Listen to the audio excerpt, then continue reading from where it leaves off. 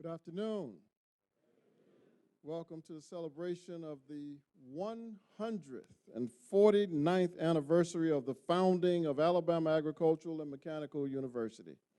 Today we celebrate the rich and storied legacy of this great institution. We also honor the vision, courage, and determination of our founder, Reverend Dr. William Hooper Councill, and the countless men and women whose shoulders upon which we stand today. Please remain standing for the presentation of the colors and remain standing for our national anthem.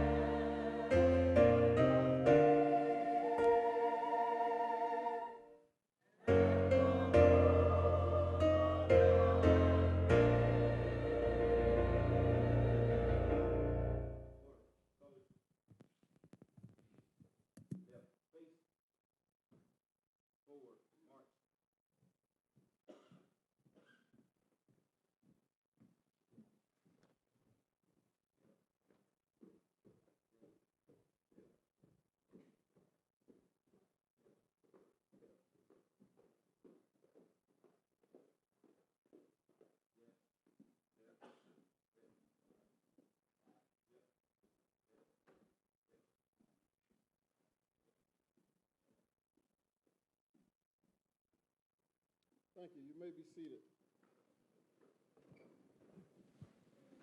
We would also like to welcome this year's Golden Class. Please give them a warm round of applause.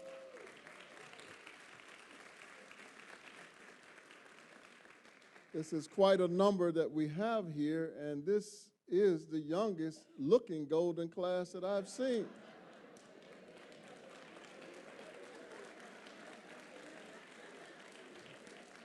That's all right. Y'all should wish to be here in 50 years from now, right? All right. Greetings now will be given by our Vice President Jamal Ali, followed by the responsive reading and invocation led by Reverend Melvin Summerhill.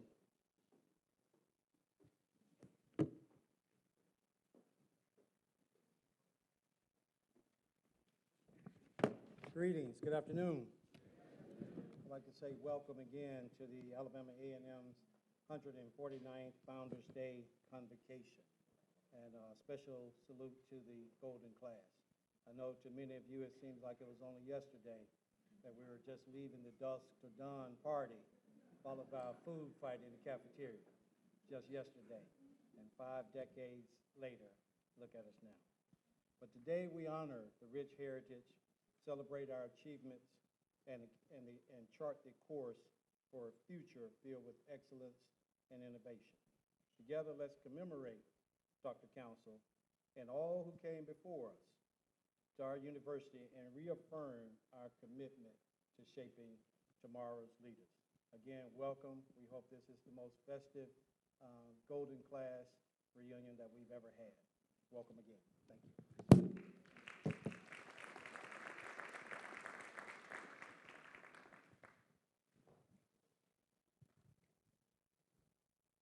Invocation. Scripture, Psalms 121, verses 1 and 2. I lift up my eyes to the hills. From where does my help come? My help comes from the Lord who made heaven and earth. Matthew 5:14. You are the light of the world. A city set on a hill cannot be hidden. Let us pray. Dear Lord, we come today to worship and honor your greatness. We thank you for all the many blessings. We thank you for Alabama A&M University from its beginnings in 1875 through 2024. Thank you, God, for Dr. William Hooper Councill, the founder of this great university. Please bless this 149th Founders Day celebration as we commemorate the legacy of Alabama A&M University. Please allow your continued favor on this great institution of higher learning. We ask your blessings on the participants and the attendees. Let us embrace and execute the university mission and vision, core values and strategic priorities in order to fulfill the strong commitment of academic excellence. Lord, please continue to bless Alabama A&M University leadership, President Dr. Williams, administrator, professors, students, parents, alumni, and all those who work toward fulfilling the founder's vision. Dear God, we believe that you intentionally placed this institution on Norman's Hill so that it can be a light to this world and represent goodness. We ask these blessings in your Son, Jesus Christ. Amen.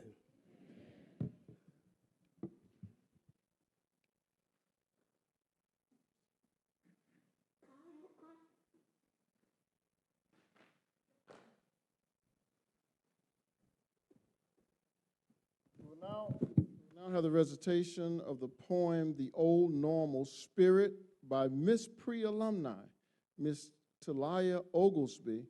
And following the poem, our internationally renowned choir will do their rendition of Lift Every Voice and Sing. Miss Oglesby.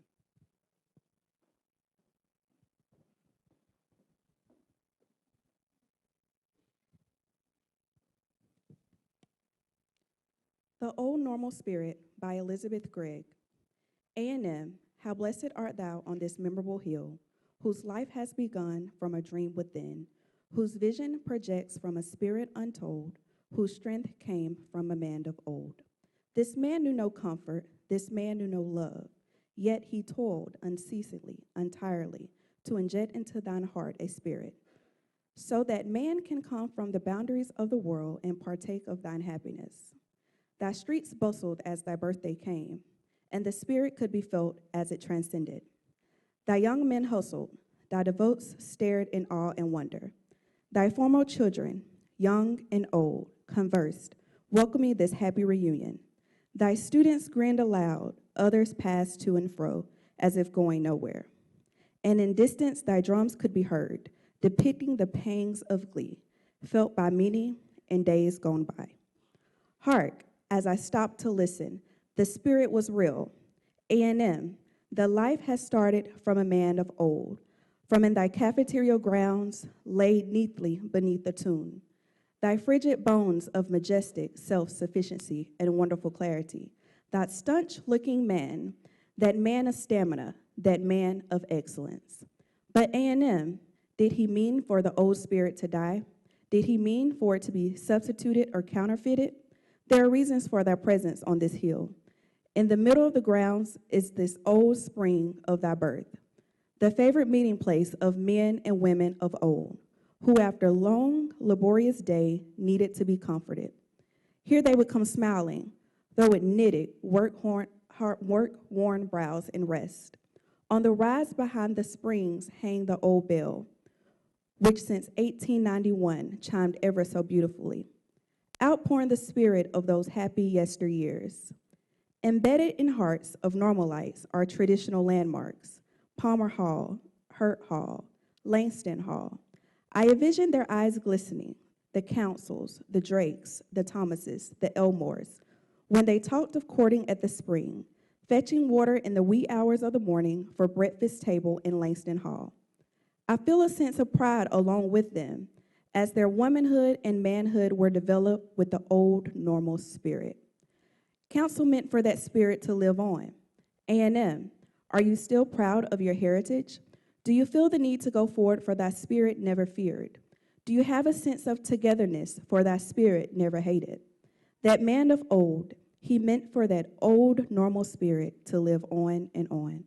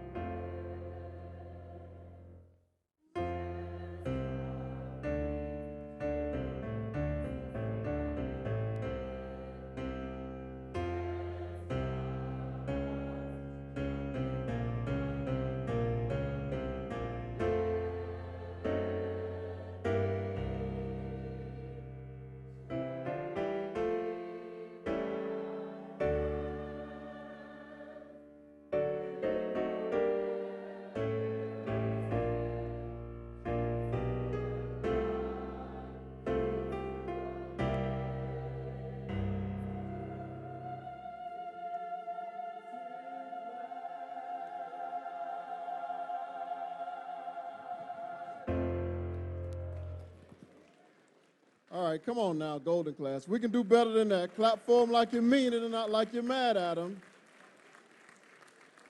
Under the direction of Professor Horace Kearney.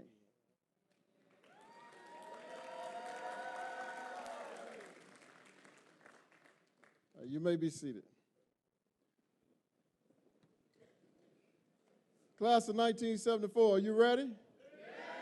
All right, we're about to do something a little different here. I know this is Founders Day and it's a sacred and divine time of reflection and refraction. But we're about to put you back in class one more time. And we want you to pay attention. And so I want to put a couple of marshals on the corner, so for those who fall asleep, just shake them a little bit. But this is a very exciting time in our history.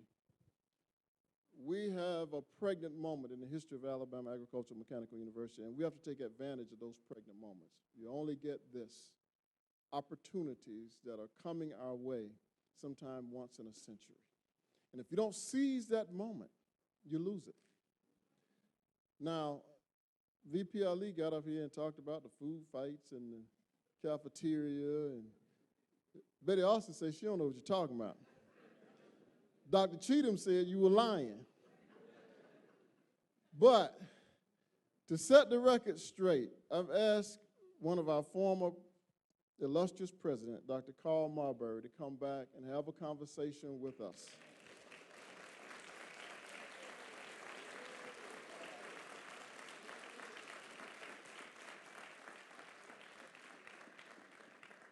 He is of the ripe young age of 89 years old.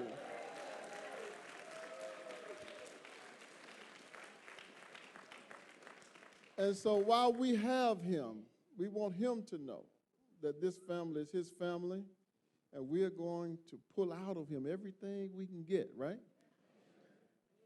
But he graduated from here in 1957. He also attended Oberlin College, Vanderbilt, and Harvard.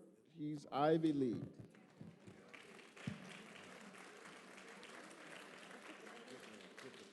He served as president from 1987 to 1991. Now he's retired and resting, but we want him to do a little work today. So class, get ready. Joining him is another one of our illustrious alum whose name was national at one point in the history of Alabama A&M.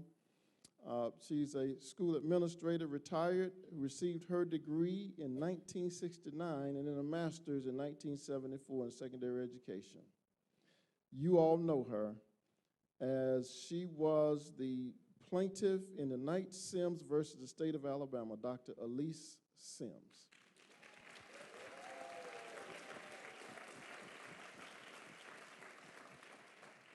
Also on our panel is the longest, well, maybe not the longest, but one of the longest serving professors and administrators on our campus, 40 years. She holds a position of professor. She is a doctorate from The Ohio State University in botany, focusing on medical mycology. She's currently president of the Faculty Senate and a member of our Board of Trustees. All of you know her, Dr. Jeanette Jones. And then my friend and brother, a young one among you, he is a native of Birmingham. He graduated in 2002 with a degree in environmental science with a minor in chemistry. 2004, he received a master's in urban and regional planning, and he is the author of the seminal work on our founder, Reverend Dr. William Hooper Councill, the greatest Negro the race ever produced, Mr. Eddie Davis, Jr.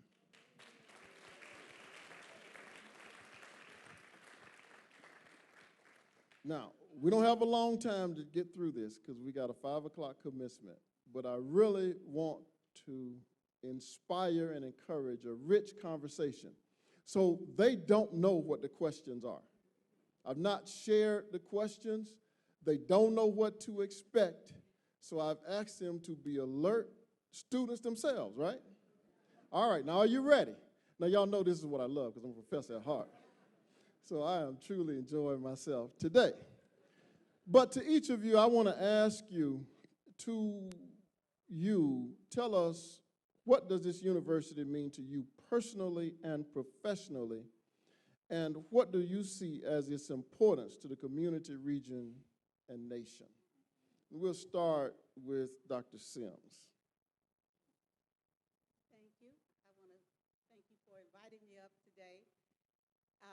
And I know you've seen in the program, I got my master's here in 1974. I marched.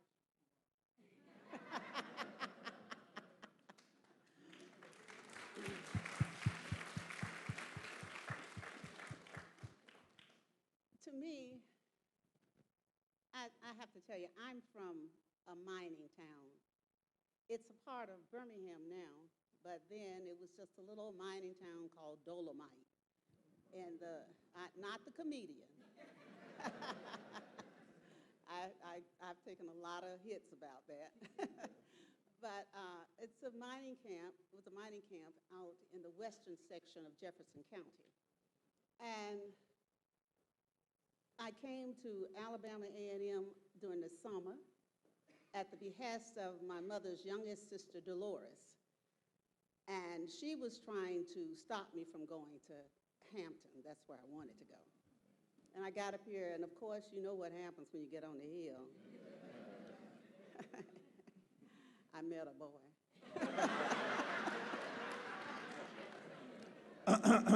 but after, he didn't go home with me, though. But after that, I met some of the most fascinating teachers.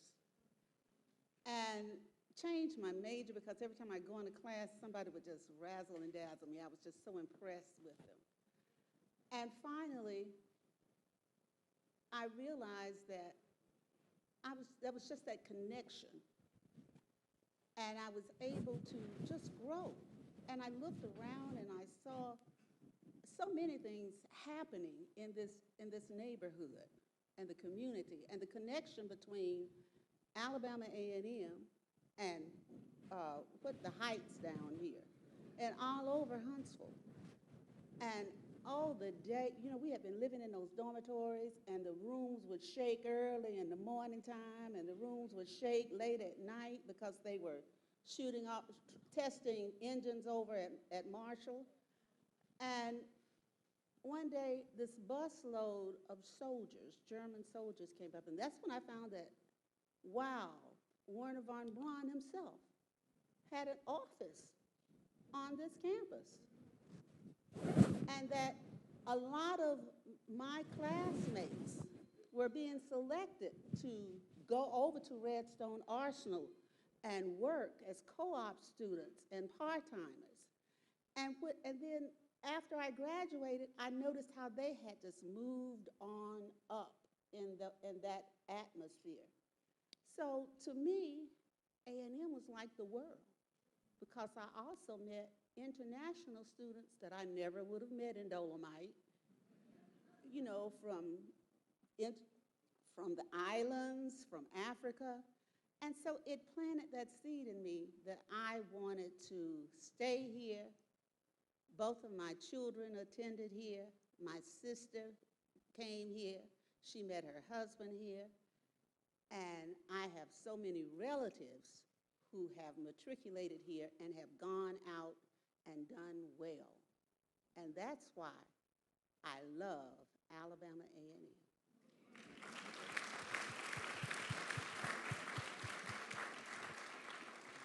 Dr. Sims, we're going to have another conversation about von Braun, and because you just dropped the atom bomb on this. I don't know if y'all caught that.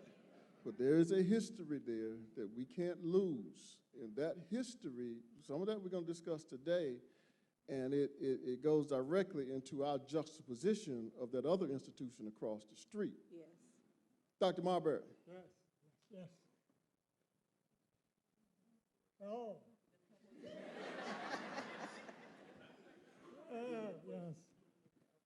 First of all, I want to say thank you, President Webbs. And having served as president, I want to welcome you and commend the board for choosing such an able man to to be the next president of our beloved Alabama A&M.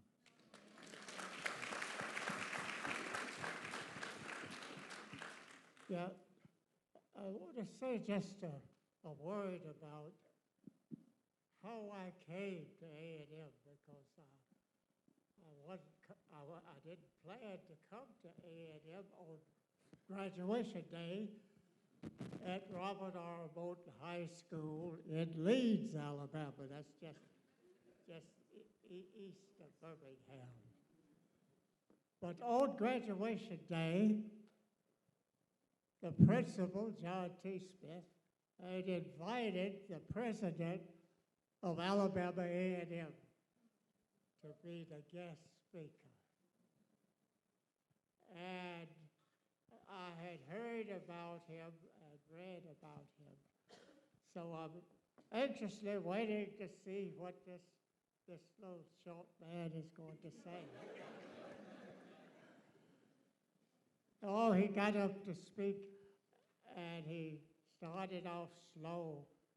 But then about the middle of his speech, he started telling a story about a former slave who had become president of a college in Huntsville, Alabama. Well, that pricked my ears. How is a slave going to become president of a college? But he told the story of William Hooper Councill from beginning to end. And you could have heard a pin fall in that auditorium. But by the end of his speech, he said this. He said, yes, we are trying to, at A&M, train persons who have the same spirit that this former slave had. That not only did he get an outstanding education, pushing and working and doing all he could, paying for tutors and whatever it took to almost, you would say he was 3/4 educated. But by the time he had finished, and he said, oh, by the way, I have brought a scholarship for the valedictorian. And guess who that was?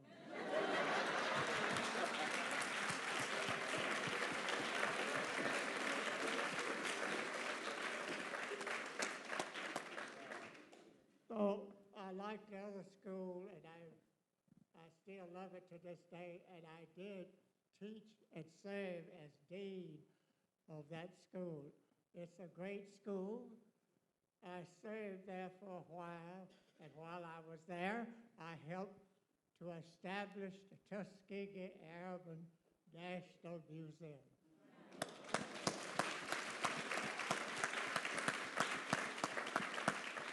I'm still very much a part of the Tuskegee family, but mostly a part of the Alabama A&M family.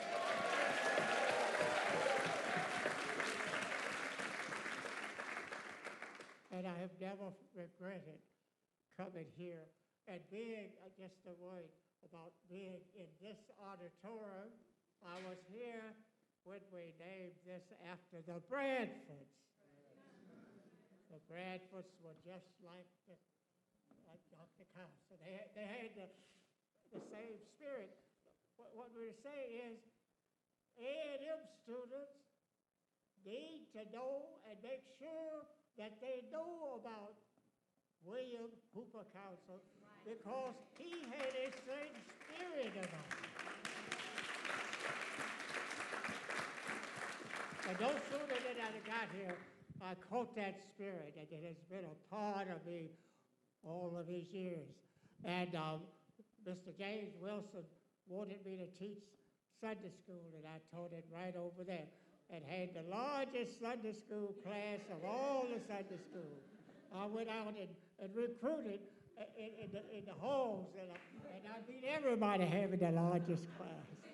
I thought that was the council spirit, you said. And last of all, when I decided, well, what am I going to do here? Now I've finished beloved Alabama A&M. I went into that office right there where Dr. Bradford, who is the chaplain, who I attended chapel every Sunday, and Mrs. Bradford.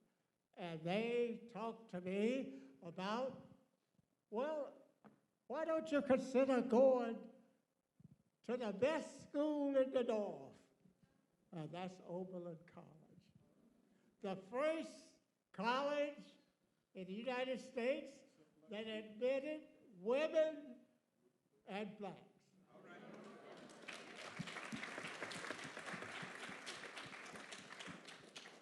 And that's where I went. I went to Oberlin College and finished there. And those professors said, well, we think you ought to go on further. And they came up with a scholarship that sent me on to Harvard. But it all started with Dr. Drake.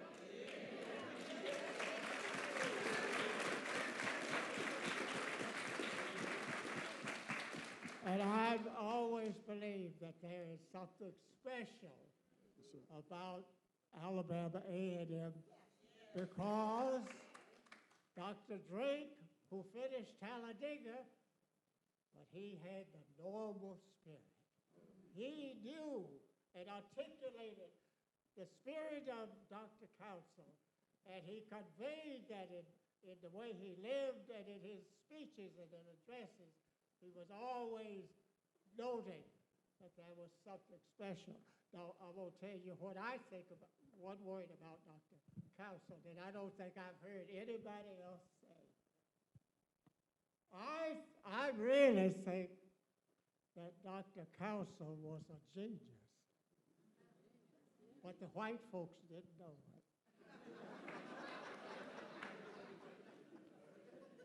In other words, I believe he was born, that the Lord had blessed him from the very beginning with a brilliant mind and a tremendous and a tough spirit.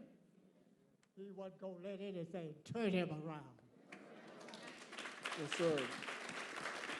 Dr. Marbury, hold some of that now. Don't give it all up. You got those nuggets. Number one, Alabama A&M established the Tuskegee Airmen.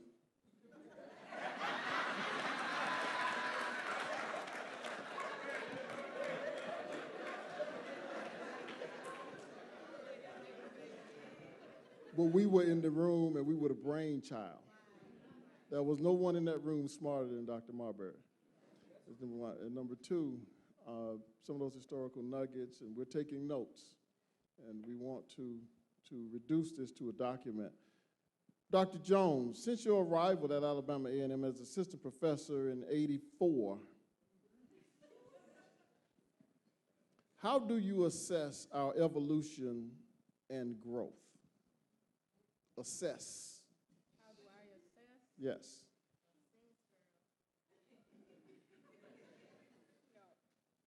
Good afternoon, everyone. I knew he brought me here to be his punching bag. The faculty know that, and the alumni might not know that. But Alabama A&M is a critical point, in my opinion, a pivotal point. I think our growth is, we have an exciting opportunity to expand our footprint. We can build on what has happened here in the past, and one of the reasons I love Alabama A&M, and I came here when I was 24 years old, and I planned to be here only 3 years, but I stayed a little bit longer. And I've seen students come here who barely could make it, and they're out now. They're cardiac surgeon or cardiovascular surgeons. They are in such important positions. And that's because of the spirit of William Hooper Council that remains here at the university. It remains in the faculty who are here, who are dedicated. They're not here because they get paid a whole lot of money. They're here because they're dedicated, and they go beyond what is asked of them to deliver and to make the students or help the students become what they are. And so I assess that Alabama A&M is in the right place. We're in Huntsville, Alabama. It's the largest county in the state. We have an opportunity now to expand our footprint, not just in North Alabama, but in Central Alabama and maybe South Alabama. But we have that opportunity, and so I assess in terms of our growth, I think our growth is great. It's something that we can look forward to with the dynamic leadership of our alumni president and our president of the university working together. I think that, along with the faculty and the staff, just having a unified group moving forward. And so I assess that we're in a good position. We're in the best position, I think, that we've ever had. And so we've got to take advantage of that. And I think it takes a coalition, like a village to raise a child, but it takes a coalition around, that gather around a particular objective to really grow and reach your potential. I've always said since I've been here, I've seen things, I've seen us come to a point, and then we are moved back. So I think we are at a point that we're ready to move forward. We're ready to move forward to make the big jump, and we just have to realize that. We may not have realized how great we are. We don't know. We didn't know about Von Braun, some of the things, but we knew some things, not all the things. And so we are picking up on our marketing and letting people know we are Alabama A&M University. And we let them know what we have and what we have the potential to do.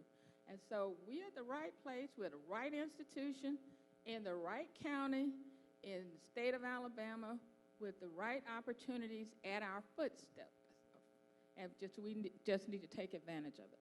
So that's my assessment.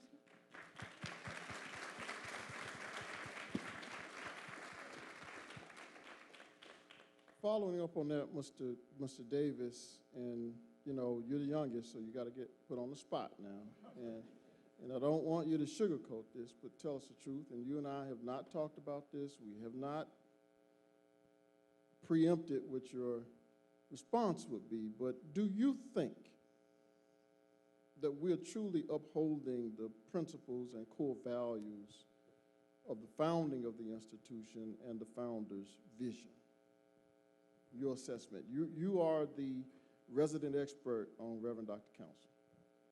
First of all, Dr. Williams, I appreciate the opportunity to be on the panel today and glad to be before you all.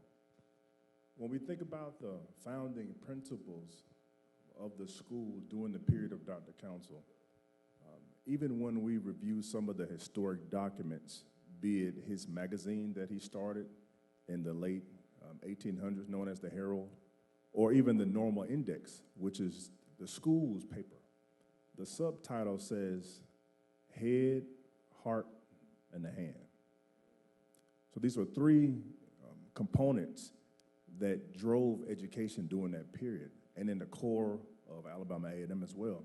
It probably was made popular by Booker T. Washington, but these were pillars that Dr. Councill implemented even before Booker T. Washington would even come to the state of Alabama to establish Tuskegee. But when we think about the head, that's acquiring knowledge and education. When we think about the hand, that's the technical skill from the theory that was obtained. And the heart, that's really the basis where we establish our culture, our character, our ethics, the things that we stand for. But educating the head, the hand, and the heart, now you're educating a complete person to go off into the world to do better good, wherever you may find yourself. And I think that's the core of Council's belief. And it's synonymous with our motto, which is service is sovereignty. That still goes back to the heart. And even the tagline that we use now, start here, go anywhere. So those are tentacles that we still see today that started in our founding with Dr. William Hooper Council.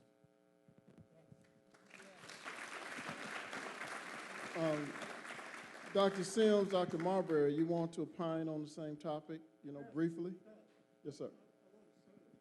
Use your mic, Doc. Use your mic. One of the things about Dr. Councill, he was able to see in individuals, both black and white persons, who had certain abilities, but they were approachable as human beings, so that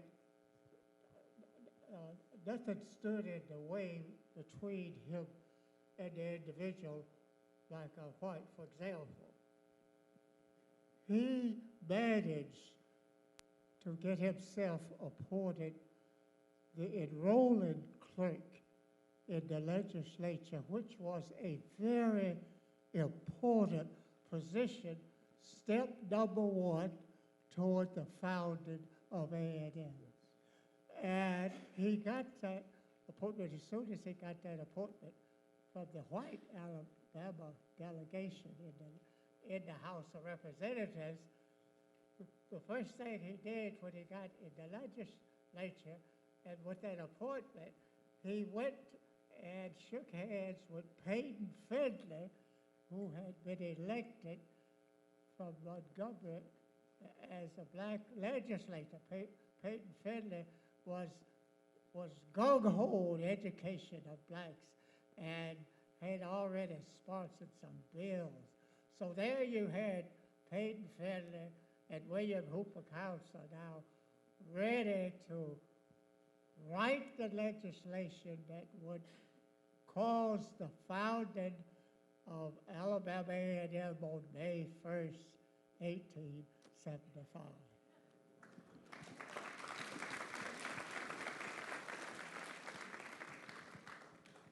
Also, if you notice what he said, he went to the legislature. Sometimes under different administrations, people have forgotten the importance of selling yourself, and maybe that's not the wrong word, marketing, I guess, yourself before others. When we decided, and when I say we, I mean the Alumni Association, Dr. Marbury was there, that it was time for A&M and Alabama State to have a board of trustees. Yes. We went to Montgomery and held a legislative, we held the first Yes. of either school, legislative reception.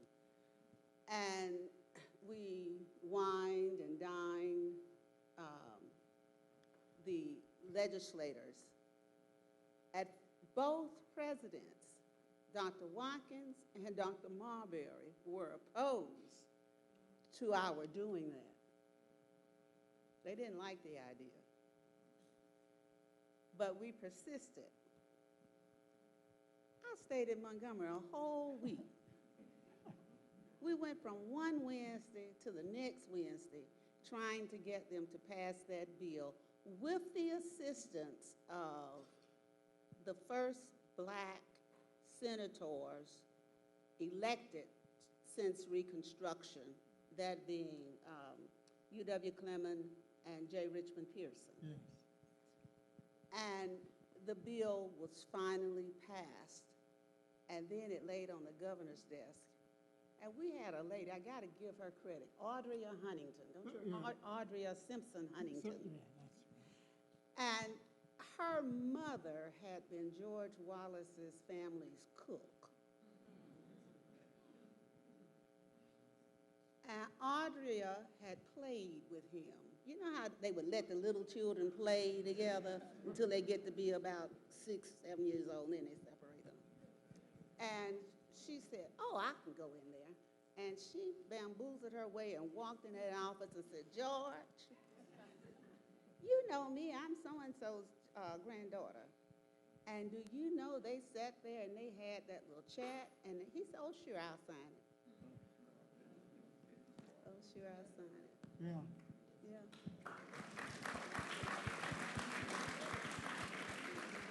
So the kernel takeaway from that is that they were able to maneuver to get the legislation passed and get George Wallace to sign it into law. Yes. Give them another warm round of applause. That's important. That's important. We're going to move a little quick here, a couple of questions that we need to really put some context to. President Marbury and Mr. Davis, you probably are the foremost authority on this. Post-1890, around 1891-ish, we got the designation as the land grant. Most people don't know it was a competition. It was a competition between Tuskegee, Alabama State, and us.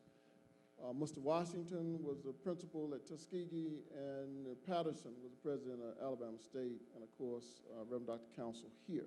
So tell us, how did we win that designation, and how did Reverend Dr. Councill maneuver to outpace in the legislature both Mr. Washington and Patterson, who were right close to Montgomery? Yes. Yes, and I'll comment. Okay, all right. It was key and instrumental who would secure the funds to help either Alabama State, Tuskegee, or Alabama A&M. The state, by this time, I believe, A&M had received about maybe $4,000 in state fundings at this period. Tuskegee and Alabama State, being closer to the legislature, always received more funds. They could lobby better, they're closer to the Capitol. And Councill seemed to be, we got 4 hours away, essentially. But the beauty about the 1890 land grant, these are federal funds, so they go directly from D.C. At the time, Booker T. Washington, he wrote a letter to Dr. Councill. He suggested, well, how about we agree to divide the total funds among Alabama State, A&M, and our Tuskegee. His words were, let's not have a squabble. Let's just agree to divide whatever the funds are. Well, Councill, at A&M, we were already doing the work of agriculture, the mechanical arts, the trade. So he felt we were already in a better position to be the state designated land grant school. So they wanted to have a competition, if you will. At the time, Alabama State's, the leader of the board, if you will, or their board of trustees or commissioners were made up of the state superintendent and the governor. So many people thought Alabama State had the advantage on who would get selected. Booker T. Washington had notoriety in the paper, but he was quoted saying some things in the paper that seemed to have promoted social equality. So it immediately got him out of favor with the public. But Councill had a big joker, if you will, in his back pocket. Although he's away from Montgomery, he's closer to Joe Wheeler, who was the U.S. representative, representing Alabama in this part at the federal level. So he would court Joe Wheeler, and because of his relationship and a dear friend at the time, is the reason why we were selected as the 1890 land grant school. Yeah. So you mentioned about marketing and selling ourselves and being politically savvy. It was because of Dr. Councill and that relationship with a former Confederate general is the reason why we are the 1890 land grant school. Yes, let me come. That's well said. In addition to what he said, the politics of the time was this. You remember, Booker T. Washington had come in 1881 and had established Tuskegee with the help of both black and whites in Tuskegee, some influential whites. So he was able to do that. But Booker T. Washington did two things that was going to hurt him a little later when it came to the land grant. He had figured out that Alabama as a state wasn't going to do much for black education. So he started turning north, to going north, to big and great industrialists, to get help. And many of these industrialists in the north were Republicans as well. So now, just as the Second Morrill Act is passed, it appears now in the papers and the knowledge that this is what Booker T. Washington has done, because Tuskegee was ahead of Alabama at the time, the Huntsville Industrial School. But Councill was so good at his own politics with the whites from this county and the legislature, he managed to tip the vote. And that's how A&M got it, rather than Tuskegee. Tuskegee probably would have gotten it because it was ahead of A&M in many programs, except for that. Plus, Dr. Councill was a great persuader and very articulate. You know.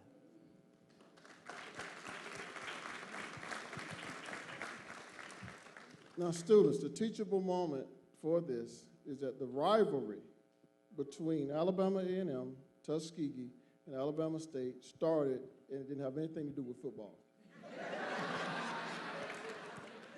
You understand what I'm saying? It was not about a Magic City Classic. It was about who would get appropriations to build infrastructure and get the land grant designation, which is a federal designation, which means that we are to be here through perpetuity per that designation. Now, with that being said, as you know, we've received a letter from the Secretary of Agriculture and Education, two different secretaries, to the governor, who indicated we've been underfunded by $500+ million in state appropriations from 1987 to 2020. Now, that's just one bucket. That's not the federal money. Yes. And that's not the FTE funding from 1890 until 1987. Yes. So there are 3 or 4 different buckets that we have to address. Yes. But the issue here is that even those operational funds are something that we are requesting, that they need to try to, as best the state can, address over time. And we're not the only state. Florida, across to Texas, up to Delaware, all the 1890s, same situation. The question is to Dr. Sims and Dr. Jones. Both of you were involved in our early suit, which addressed some of those issues in the mid-90s, with Dr. Sims being the plaintiff and Dr. Jones working with the faculty. Question is, why did you take the approach that you took? What approach did our board and administration take, and what were the challenges and what were the results?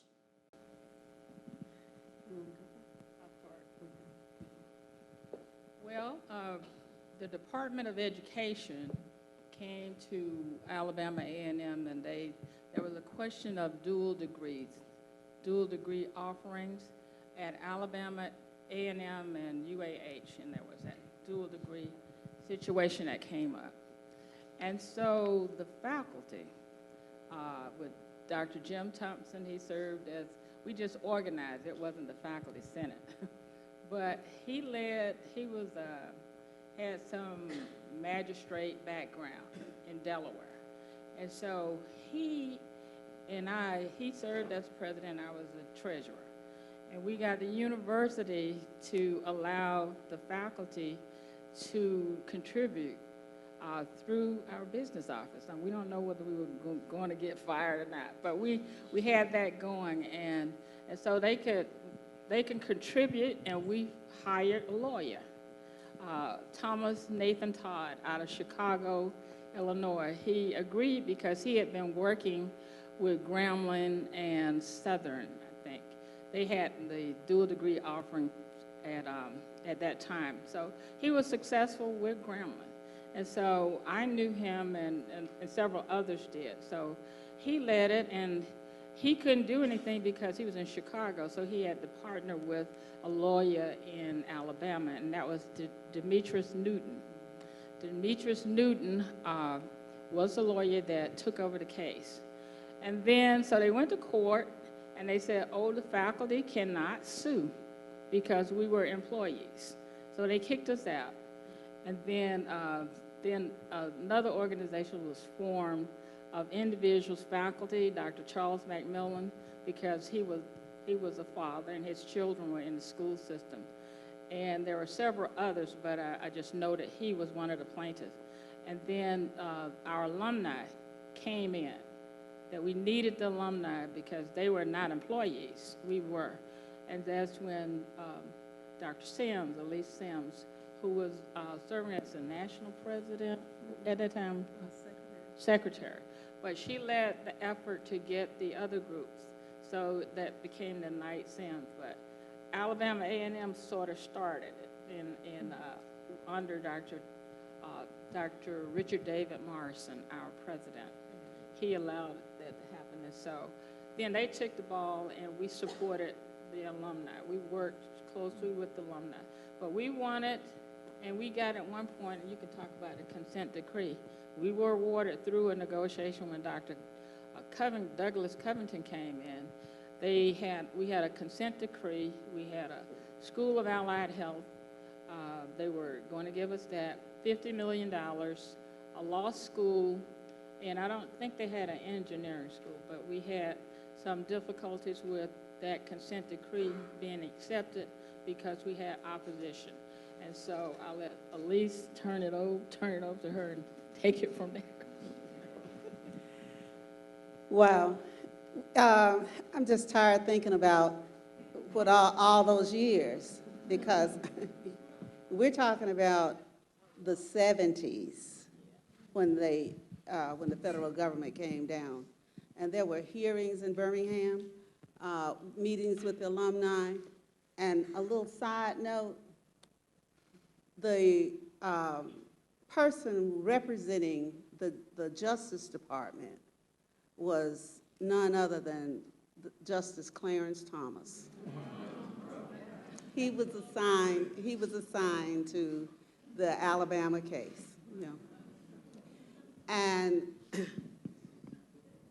we had, you know, we didn't go to trial until 1985. And we stayed in court about 6 weeks. And that was when we found out that we couldn't, that the faculty couldn't sue the faculty and we needed a third party. Judge Clement called George Wallace to the stand, and he admitted on the stand that he had been forced segregation, but he said he was not at that time.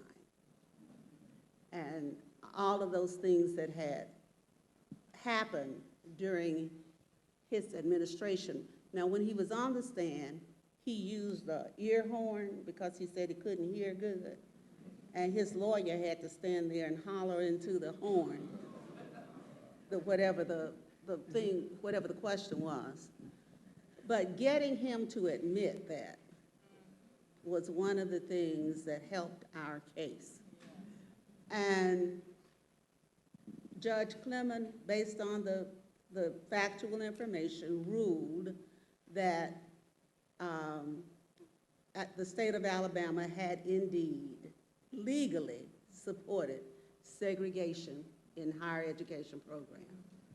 Before we could go to the remedy phase of the case, Alabama and Auburn and all the white schools had gotten together and had gone to the 11th Circuit and said that Judge Clement needed to recuse himself because, they didn't say because he was black.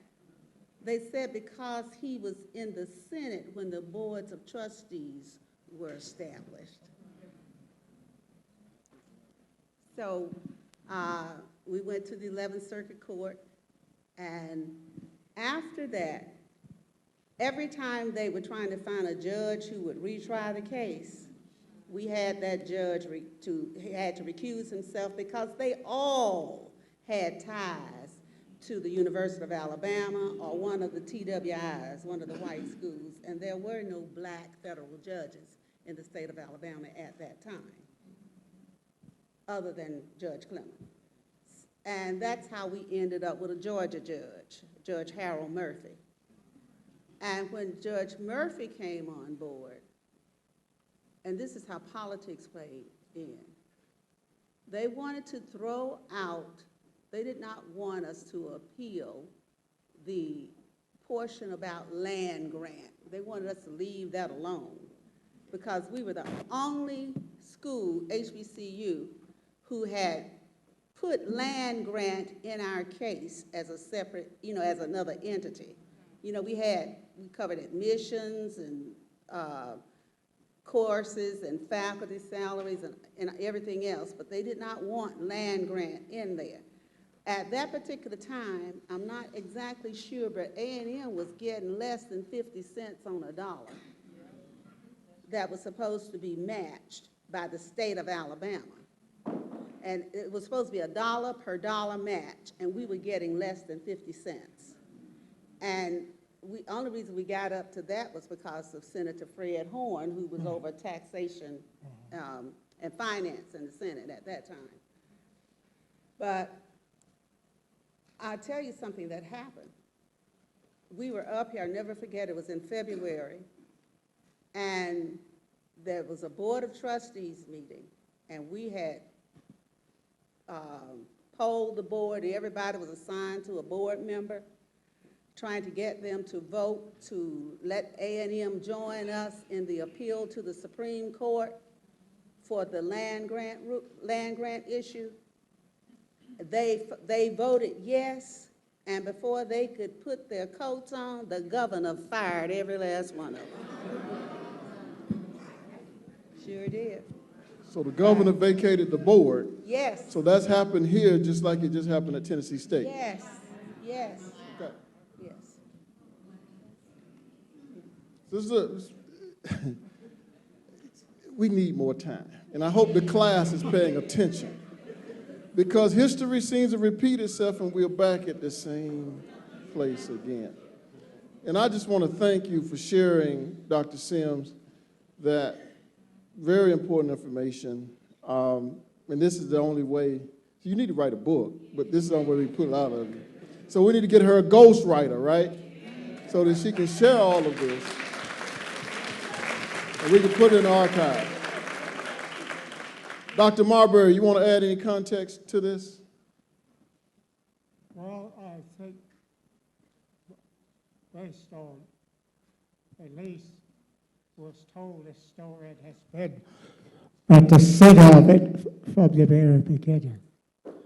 I don't think we should leave it be. I think it's still an issue that the board should look at in terms of Mr. President maybe forming a think tank of persons, because this is what the council was. He was, as I say, I think he was a genius and a brilliant, and he wanted people to use their minds. And I think for the future, as we look toward the future, we don't let this go.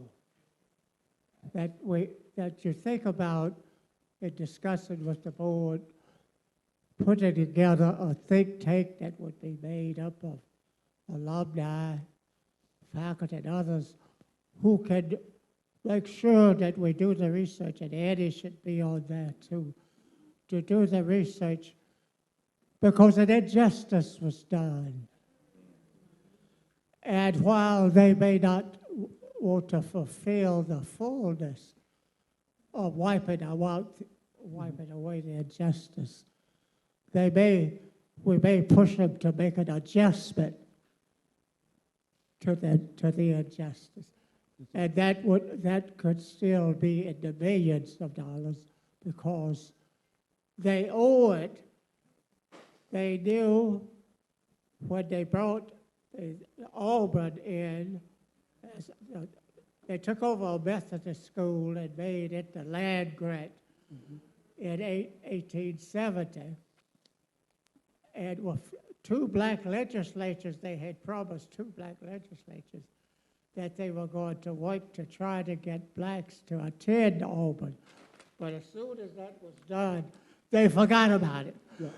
Yeah, that's what they do. But what I want to suggest to you is to give that some thought and discuss it with the board, because it was an injustice. And besides, A&M has proven how good it could be and how far we have come. But look, we could have been way over there with a little more justice. It's very important. And President Marbury, what you just said, we do have board members here. We'll take that suggestion very seriously. As a matter of fact, we're already kind of modeling that. Yeah, I but, figured you were. but to this audience and to our golden class, we have to be very careful how we approach this, because we cannot afford where we're going to destabilize this institution and to stymie our progress. Tennessee State right now, right above us, is in a very precarious position right now, and they don't know what their future looks like. They vacated the whole board, new board, president gone, the students in disarray. There was a suit filed in Georgia, in Georgia, and we don't know the status of that suit. We're researching it, and there was also a suit filed by students and others in Florida. Federal court has already dismissed that suit. So once they dismiss that suit, how do you go back and redress it? We don't know. But the bottom line is we need to talk more, we need to communicate more in that think tank approach. Listen, we're out of time, or we might be beyond time, but let's wrap up. Would any of you like to add some closing thoughts to this discussion or any part of it? Dr. Jones?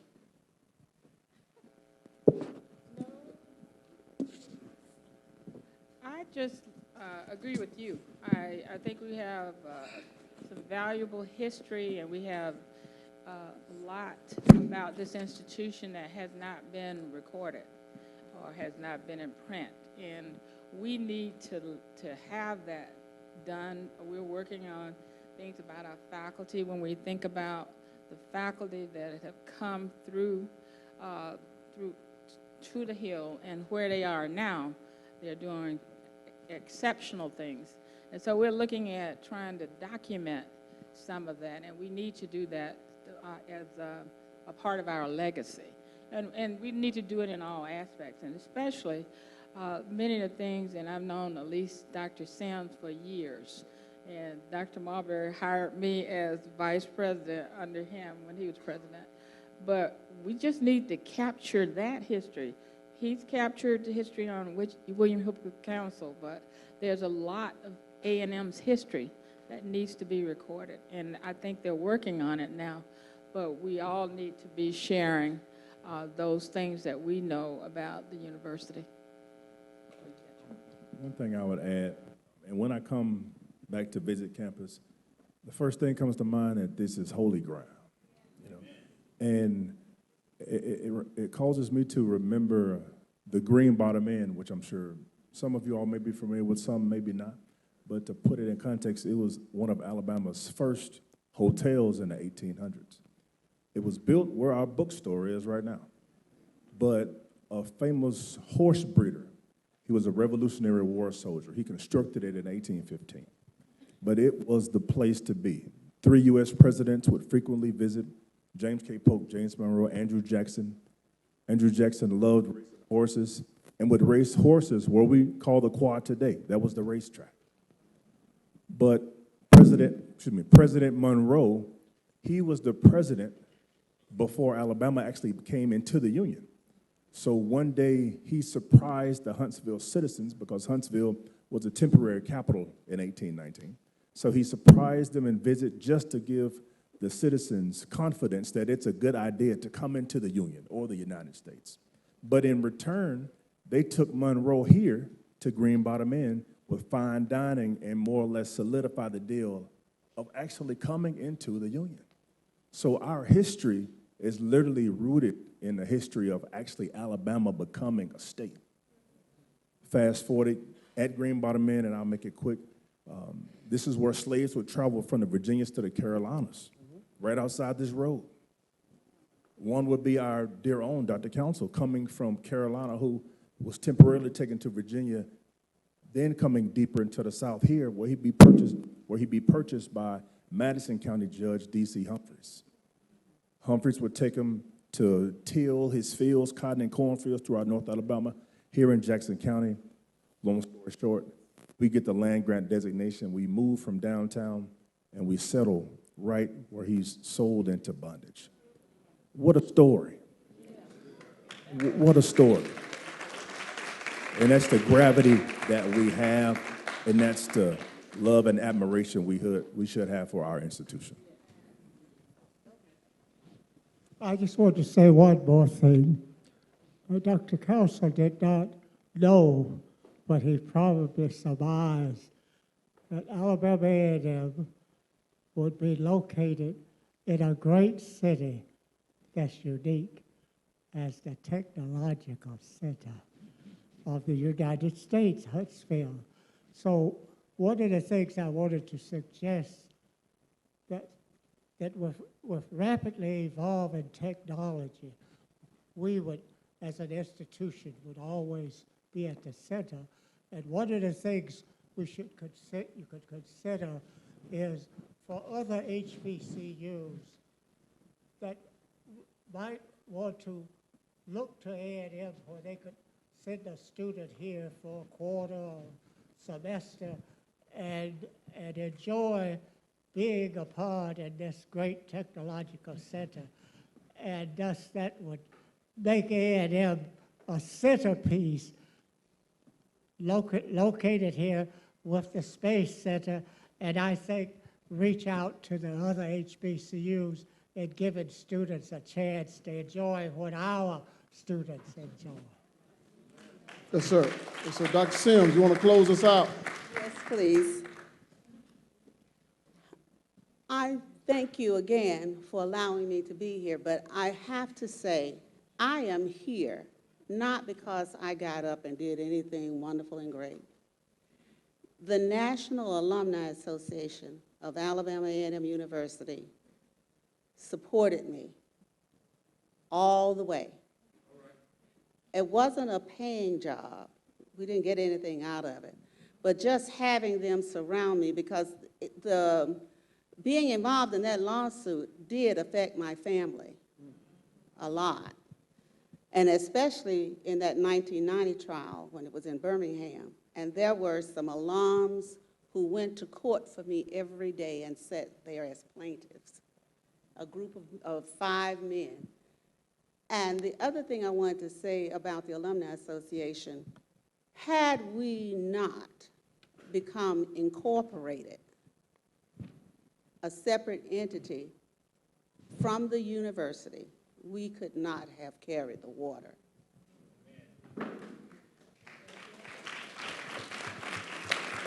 Let's give them a warm round of applause. We can do better than that.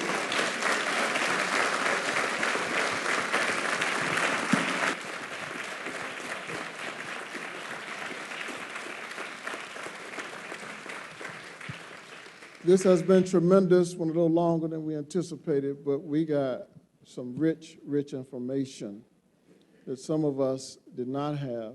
And I'm just so grateful that Dr. Marbury will get up and come, Dr. Sims will get up and come. Give them another warm round of applause, please. And so, Dr. Nash, would you help them? We have a small token of appreciation for our panelists. Each of you, we have a plaque for your service on this day of the 149th Founders Day Convocation. And wow, I don't have to, woo, I might want one of these. Can y'all see that? Now, Dr. Marbury and Dr. Sims can't carry this, so somebody's got to carry it for them. But that's our small token of appreciation for you coming today. The students want to see it, Dr. Nash.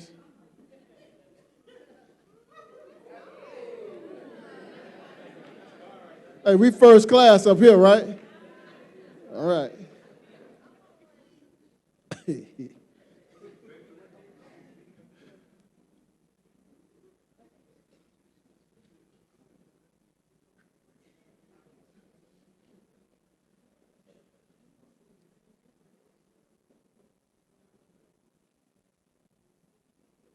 That's heavy now, don't let her. All right.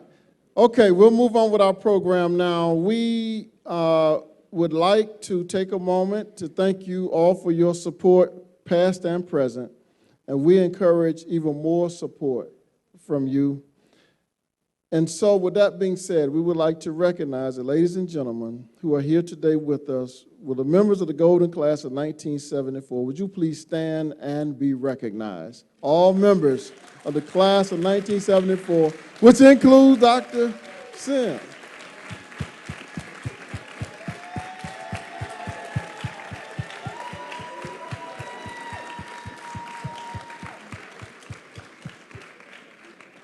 All right, now I know you think you're young again, but somebody needs to establish a curfew.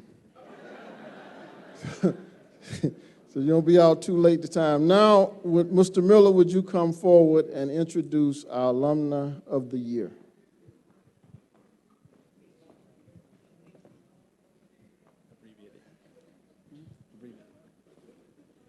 Good evening.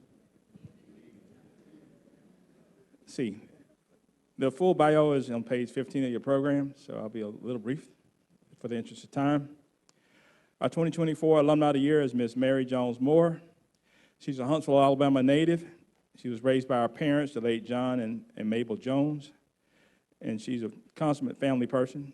She attended high school at J.O. Johnson High School, and she received a scholarship to come to Alabama A&M in academics and athletics, where she played volleyball and she was a cheerleader. She was a 1983 graduate of Alabama A&M University with a Bachelor of Science in Electrical Engineering and Technology, and she currently serves at KBR Government Solutions in Huntsville, Alabama as a test engineer. Mary Jones served as the past president of the Alabama A&M Alumni Association, serving from 2020 to 2023. And under her leadership, we realized significant growth in our membership, our fundraising, and our scholarship giving. She currently serves on the board as the immediate past president. She's the current president of the North Alabama NAACP Huntsville-Madison County Branch 5034. And she's a member of the executive board of the Alabama A&M Bulldog Club. She's a Silver Life member of the A&M Alumni Association and the NAACP, and she's a life member of Delta Sigma Theta Sorority Incorporated, where she has served as vice president and several other committees. She's a member of the Progressive Union Missionary Baptist Church in Huntsville, where she serves on the usher board, member of the Women's Ministry and Scholarship Committee. She's proud, and I should say, she says she's a co-founder, but I think she owns it, the Alabama A&M Baby Bulldog Cheerleaders. And she's, as I said earlier, a consummate family lady. And at this time, I'd like you to join me in congratulating the Alabama A&M University Alumni Association's 2024 Alumni of the Year, Miss Mary Jones Moore.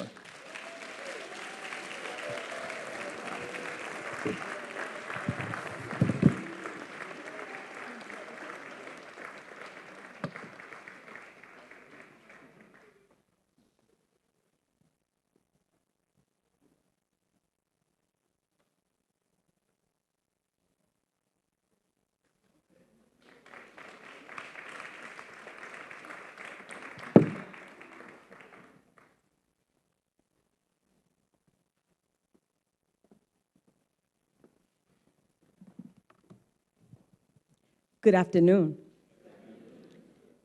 Dr. Williams, members of the Board of Trustees, alumni, family, and friends. It's a great day to praise the Lord. Amen. It's also a great day to be an AAMU Bulldog.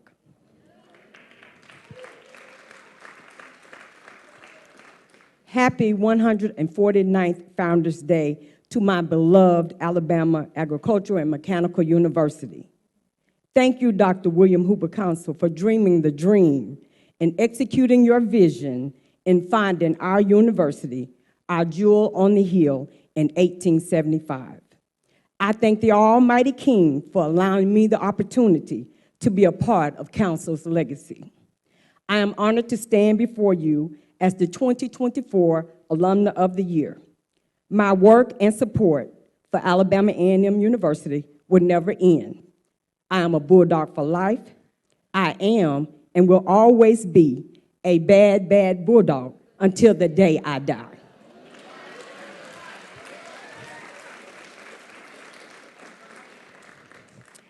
As alumni of this great university, we are charged to garner and galvanize support for Alabama A&M University in ways that are compatible with the objectives of the university.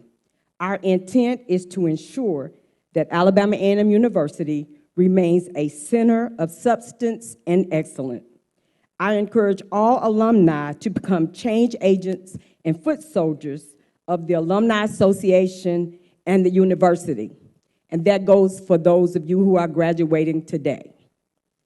Dr. Williams and VP Ali, if you would allow me to present this PSA to the AAMU alumni and friends. 2 Corinthians chapter 9, verse 7 tells us that God loves a cheerful giver, and so does Alabama A&M University.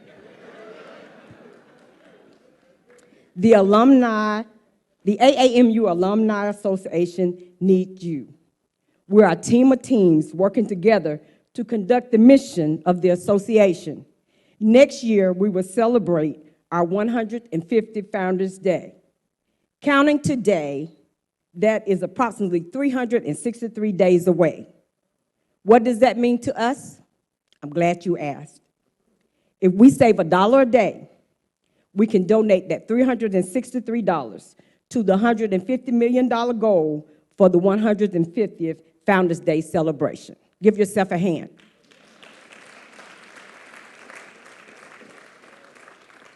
However, if it is in your heart to donate more, please do so.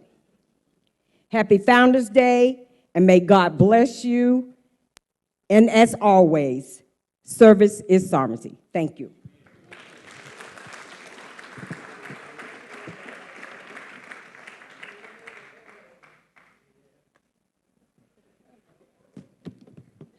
Okay, thank you, Mr. Miller, Ms. Moore. We will move very fast now. We're honored to recognize the President Richard D. Morrison Award recipient. The recipient of this award possesses and demonstrates through his dedication and commitment a quest to better serve humankind through civic engagement, community service, and education. This year's recipient is none other than my friend, Mr. Daniel Casambira. Mr. Casambira, please come forward to the podium to accept your award.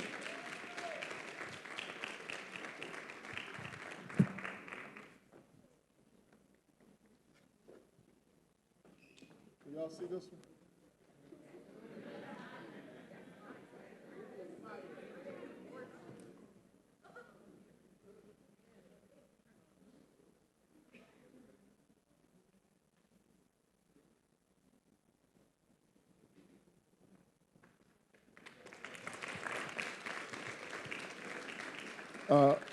Mr. Casambira is actually President Casambira. He's president of our local United Way chapter here in Huntsville, Madison County.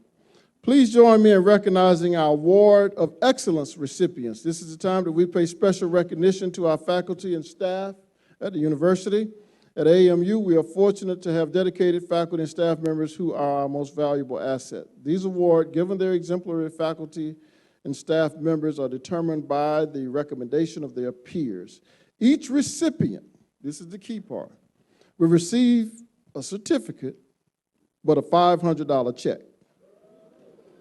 The overall employee of the year for both faculty and staff will receive a $1,000 honorarium and certificate. Dr. John Jones, Provost, Vice President of Academic Affairs, will present the Excellence in Teaching Award, Excellence in Faculty Advisory and Mentoring Award, and the Excellence in Service Award to the university, and followed by Dr. Majid Dweek, Vice President for Research and Sponsor Programs, who will present the Excellence in Scholarship, Research, Creative Activity, and other professional contributions. Then I will present the overall award, $1,000, for Excellence in Teaching, Research, and Service. Provost Jones.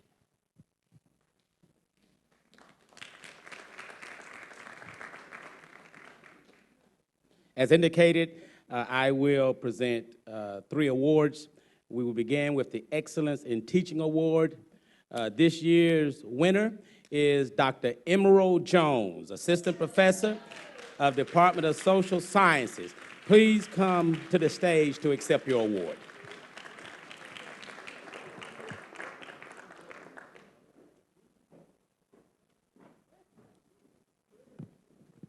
Dr. T, can you get her Alabama A&M stole? She's walking up here with that. This ain't Howard.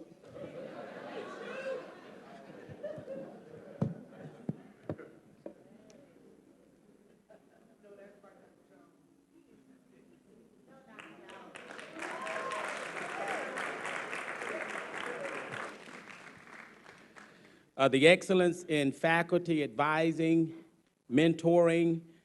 This year's winner is Ms. Tia Hampton, instructor in the Department of Biological Sciences.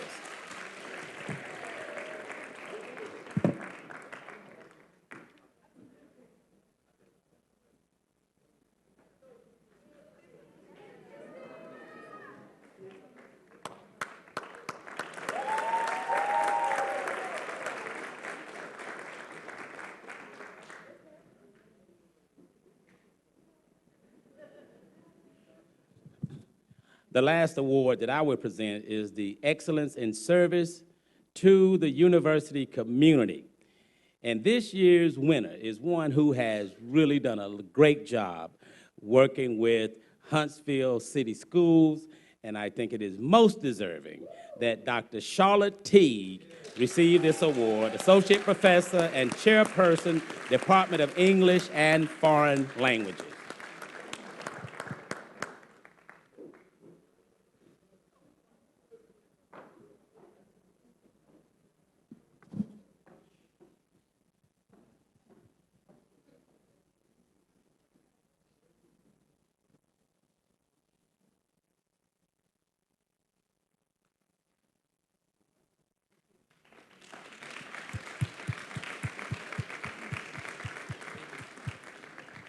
Thank you, Provost Jones. And now for the overall award for Excellence in Teaching, Research, and Service. This is the person that we recognized for the past year who's in all 3 areas of our land-grant mission, President Marbury, has made what we feel is the most significant contribution. And this year's winner is from the College of Agricultural, Life, and Natural Sciences. And we ask him to please come to the stage to accept your award, Dr. Ernest Siebert.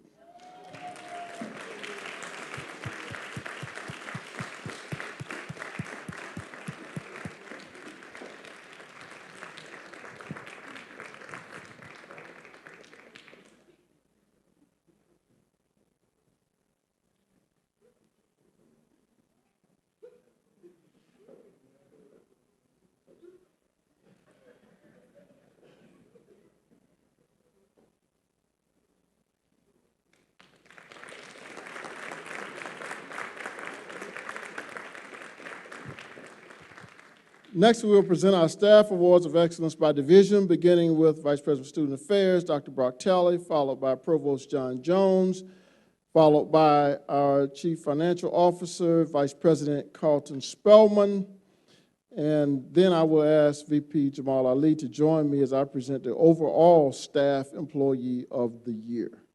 Dr. Talley.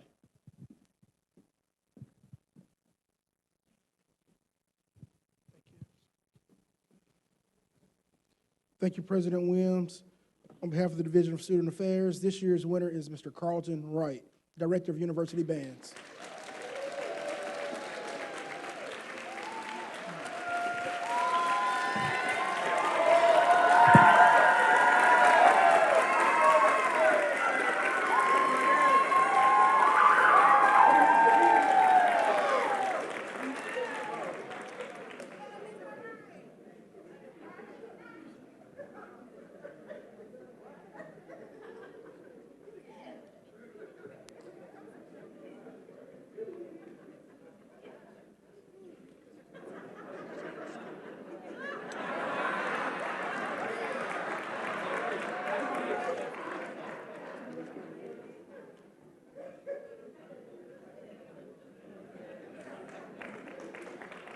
coming later.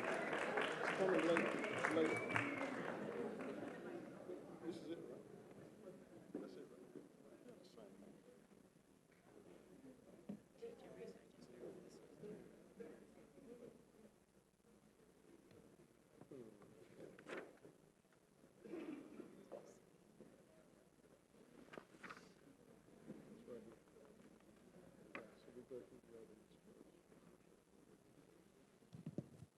Slight change in the program here. Approaching the podium to introduce the Excellence in Scholarship, Research, and Creative Activity and other professional contributions. Would you come forward and present Dr. Dweek, Vice President for Research? Thank you, sir. No problem. Good afternoon. It's an honor and pleasure to introduce the Excellence in Scholarship, Research, Creative Activity, and other professional contribution. This year winner is Dr. Mint Reddy, Professor of Department of Natural and Environmental Science. Please come over to the stage to accept the award.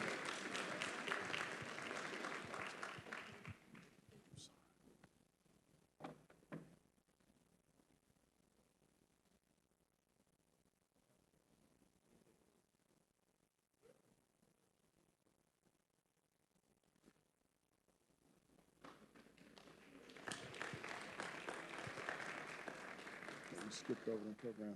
Okay, Dr. Jones and VP Spellman. Thank you. Within the Division of Academic Affairs, this year's winner is Ms. Talitha Battle, Department of Visual, Performing, and Communication Arts.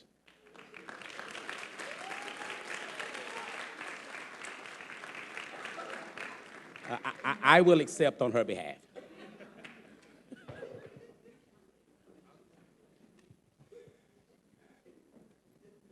Good afternoon. I'm honored to announce the Staff Employee of the Year for the Division of Business and Finance, Ms. Cheryl Johnson, Assistant Director, Human Resources.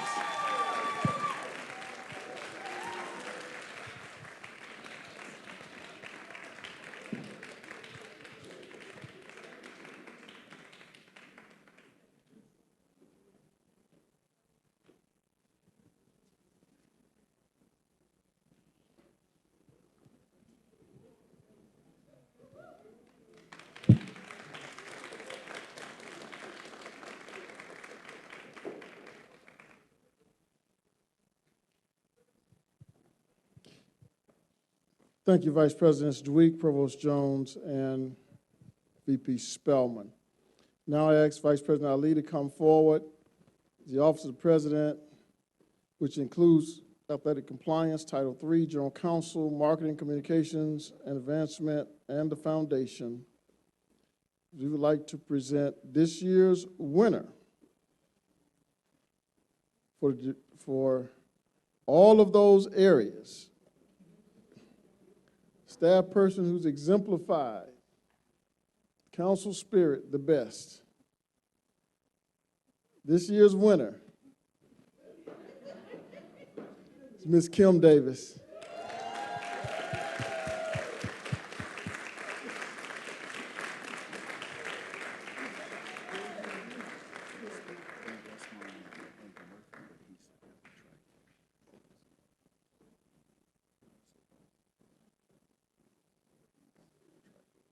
Okay. You can do it, yeah. Well, you have to say all that. Yeah.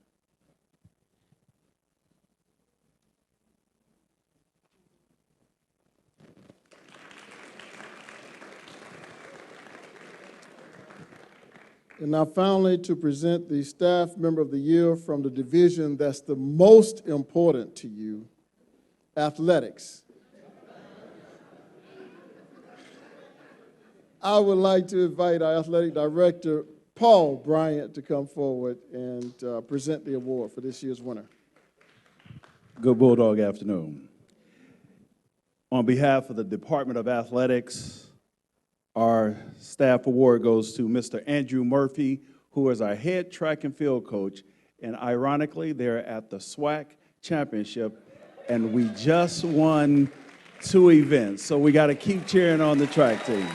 Thank you. Good job, man. Good job. Good job. All right, as we come to a close, I'd like to recognize a few people here. Please join me in recognizing distinguished members of our Board of Trustees with us today. If you would, please stand and be recognized. You know, y'all making me look bad up here. In front of my mentor, Dr. Marbury. We have one more award, y'all, for another whole division. You got about 5 employees in that division. So we would like to invite our Vice President, Chief Information Officer, Dr. Kylie Nash, to come forward and present her Staff Member of the Year for that unit.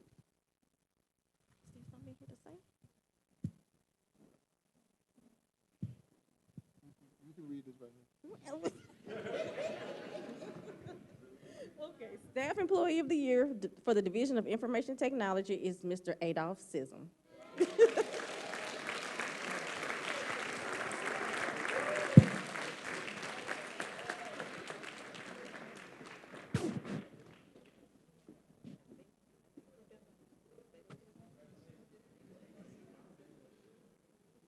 Mr. Sism and Ms. Davis coordinated.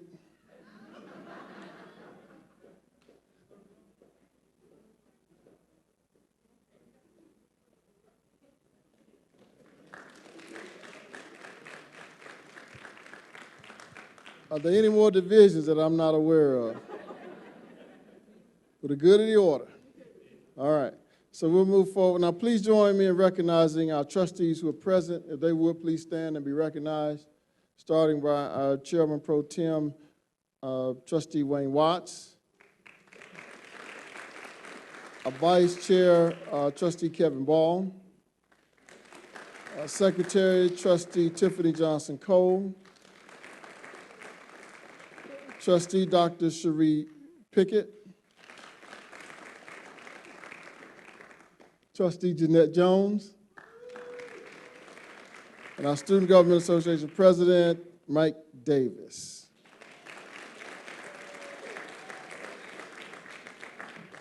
Thank you, thank you, thank you. Are there any elected officials here? Would you please stand and be recognized? Any elected officials?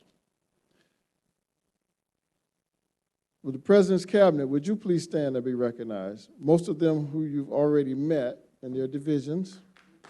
Thank you. Will all Associate Vice Presidents, Deans, and other administrators, would you stand, please?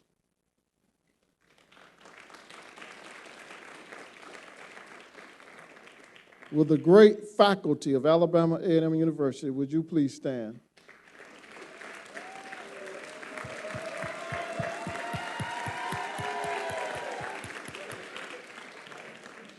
With the hard-working and dedicated staff of this great university, would you please stand?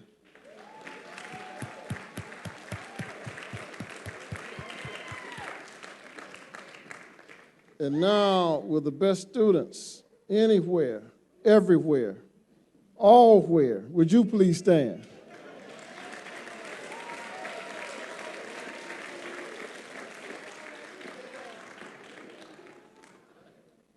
Now, will Betty Austin and Dr. Cheatham and all retirees, would you please stand?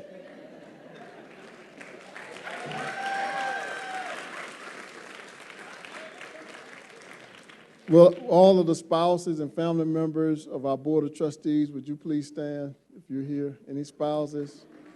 Our chairman's wife is back there. Will all members of the Legacy Society, would you please stand? Come on now, we got a few here. All members of the Legacy Society, please stand. Stand, Bryce, stand up, stand up. Class, pay attention. All members of the Legacy Society, please stand up. This is the $100,000 Society of Giving. Betty Austin, come on. Reverend Chief, we need to get to all of y'all, the whole class in this society. Thank you so much. Will all alumni of the great institution, Alabama A&M, would you please stand?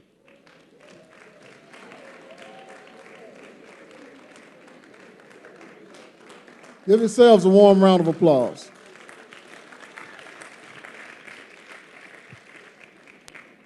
Okay, before we go to sing the university hymn and dismiss to the gravesite ceremony, we would like to call a formal meeting, and you all will serve as a committee of the whole. We call this meeting to order at this 149th meeting and program of the founding of Alabama A&M University. We have one agenda item. It's raining outside. I will not make the decision to not go to the gravesite to lay to rest. But when it's raining, we will make the decision democratically. And so I would like to ask, because it becomes difficult to move in the rain, do the ceremony, and don't know that you guys want to get wet. But if you so desire, what is your pleasure for a motion for us to conduct that ceremony in this facility? We got a bunch of so moves. Do we have seconds? Second one, it's been so moved and seconded that we have the graveside ceremony inside the Bradford Auditorium versus going outside. Is there any discussion? Is there any opposition? Is there any context? Is there any content? Are you ready for the question? All in favor, aye. All opposed, the same. Motion passed. Will the audience please stand as we sing our university hymn?